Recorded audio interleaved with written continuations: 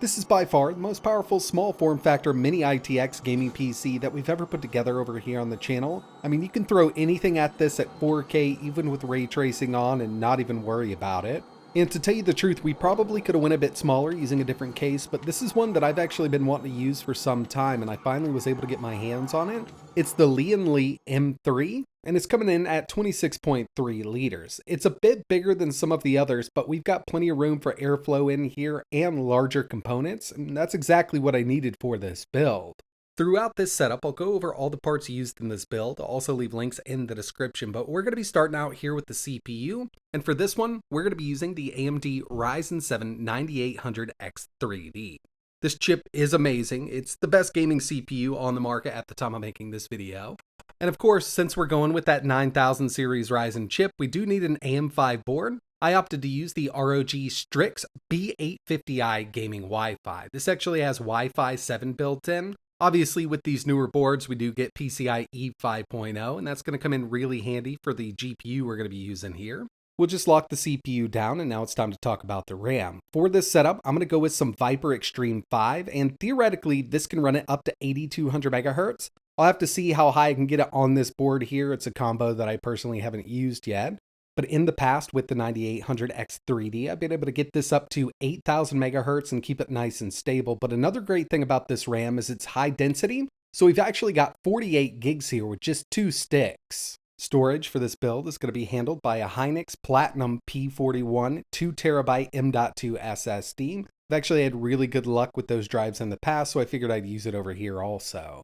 Again, the case we're going to be using here is the Lian Li M3. They do offer this in several different color variants. You can go with white if you want to, but I went with the black and the walnut up front. Personally, I love the way they've set this case up. It supports an SFX power supply and up to a 360mm AIO that you can mount in the top, the bottom, or even on the side of this unit. And originally, I wanted to go with a 360mm AIO, but then I remembered I'm going to be using an ATX power supply here, so it might block some of my space off. I may have to go with a smaller AIO, like a 280, but either way, we just dropped the motherboard in. Let's go ahead and get the power supply installed so we know how much room it's going to take up. And by the way, I'm going to be using a 1000 watt XPG Core Reactor 2 power supply, fully modular. And the 12 volt high power output here will do up to 600 watts, so we're going to have plenty for the GPU we're going to be using here. This mounts up in the front. It does come with a couple different mounting brackets in case you wanted to go with an SFX, but since we've got that full size, we'll have to use the main bracket. And just as I thought, my 360mm AIO just isn't going to fit in here with the ATX power supply. I might swap that out later on for an SFX so I can fit this in here. But for now, I already had another ID cooling 240mm AIO that I've used on the 9800X3D in the past without an issue. So I added it here, and if I had a 280, it would fit perfectly up top. But the only one I had that wasn't in use right now was this 240. But at least it matches, and right now I guess I won't be doing any overclocking on the 9800X3D, but the last thing we really need to do is add the GPU. And to make this the most powerful small form factor build that we've done so far, we're going to be adding an NVIDIA GeForce RTX 5090. This is the Zotac Gaming Amp Extreme Infinity Edition of that RTX 5090. We've got 32 gigs of GDDR7, and this thing will pull up to 600 watts.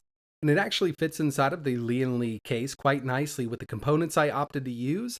Is it worth buying an RTX 5090 for something like this? Nope, but it is the beefiest GPU on the market, and before I have to send this review unit back, I figured I'd go ahead and use it at least one more time. Okay, so I've got everything together. Let's go ahead and start this thing up for the first time. I'm going to be running Windows 11 Pro on this unit. Again, we've got that 48 gigs of RAM, and from the BIOS, I was able to get it up to 7800 without any issues. I could probably go a bit higher, but it would take a bit more tweaking. Figured 78 would be plenty for this rig. Now, all that's really left for me to do is get all my drivers installed. We're going to be running some benchmarks, and then we're going to get right into some gaming on this unit. And keep in mind, I'm not going to be doing any overclocking on the GPU or the CPU right now, especially the CPU because we had to go with that smaller AIO. But even just at the stock clocks, this blows anything else that I've built out of the water. First up, we've got some benchmarks, and I wanted to run at least one CPU just to see if we were getting maximum performance out of this 9800X3D. And with Geekbench 6, we got a single core of 3198, multi 18044. Remember, we've only got 8 cores and 16 threads here. Single core is looking outstanding. Multi could be a bit better here with some overclocking, but I'm not complaining. I mean, this is looking great so far. Moving over to some GPU benchmarks with 3D Mark. Steel Nomad coming in with an impressive 14,188. I also ran Port Royal because after all, we've got that RTX 5090. Total score here, 36,931. And finally, Time Spy with the highest score that I've ever been able to get, 37,065. And if you take a look at that graphics score, it's right there at 49,580. Coming real close to hitting 50,000 on the GPU here with that RTX 5090. But these are synthetic benchmarks, and now it's time to jump into some real world gaming. And the first one we have is Starfield. 4K Ultra, 100% resolution scale, so we're not using DLSS. No frame generation, and I kind of want to keep it that way with most of the games that we're going to be testing here. Either way, we're seeing an average of 94 FPS with this in city. And if you've played Starfield on any kind of hardware, you know that when you get into a city, everything just kind of falls on its face. But of course, with that 5090, it's doing a great job at native 4K Ultra. And if you wanted to, you could add some DLSS and frame gen and bring it way up.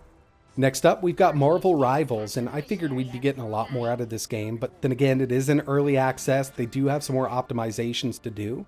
I saw an average of 97 FPS with this, no DLSS, 4K Ultra, so we're maxed out here at 4K.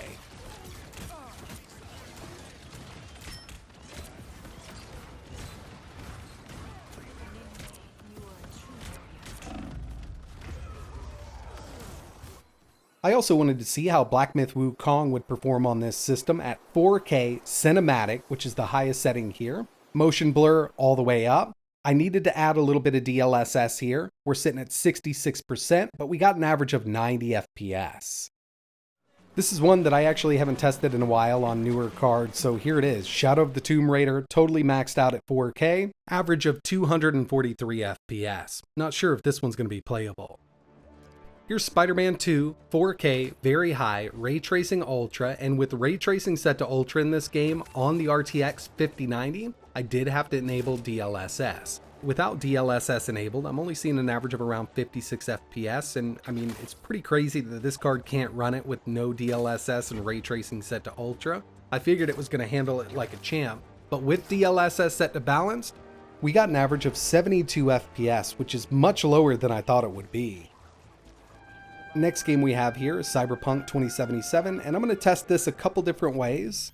So first up, 4K Ray Tracing Overdrive. So we're maxed out here, just to show you. DLSS gets set to auto. I'm going to leave it right there. No frame generation, and yeah, we do have multi-frame generation that's going to take it way up. But I'll tell you, I think even with DLSS set to auto, it's actually bringing the resolution down close to what DLSS performance would look like. And yeah, Ray Tracing Overdrive just puts a hit on any system, even this RTX 5090. But NVIDIA does have their multi-frame generation, and with this turned on, set to X4, we can now see an average of around 260 FPS. But I know a lot of people out there just don't like frame generation, they don't like fake frames. It seems super smooth to me, and I haven't had a problem playing with it turned on. We can go to 2x, 3x, and 4. I just went up to 4 to see what it would do, and it really does take it up. And the last game I wanted to run here was God of War Ragnarok, 4K Ultra, no DLSS. Such a great game. It is really optimized for PC. One of my favorite ports from PlayStation. Actually, one of my favorite games in the last couple of years overall.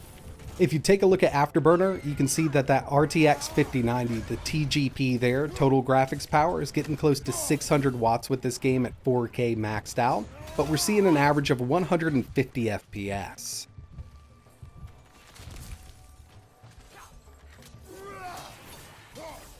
Couple last things I want to talk about here, like our CPU and GPU temps, plus total system power consumption from the wall.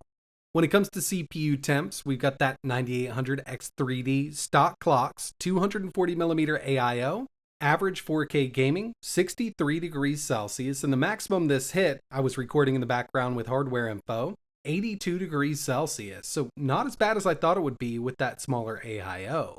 And when it comes to that Zotac Amp Infinity RTX 5090, it's got a massive cooler on it.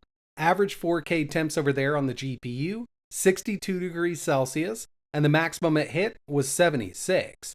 I know I could bring these temps down by adding some low profile fans in the bottom, but this is a pretty meshed out case. It's got pretty decent airflow for what we've got here, and it is on the smaller form factor side. The last thing I wanted to talk about here was total system power consumption from the wall, and to measure this, I use a kilowatt meter. Average 4K gaming, this system pulls 603 watts from the wall, and in an extreme use case scenario, while maxing out that 9800 X3D and the RTX 5090, the highest I saw this hit was 831 watts. So yeah, I mean, it's getting on up there, and that's with absolutely no overclocking on the CPU and GPU. So yeah, with something like this, they do recommend a 1000 watt power supply for good reason.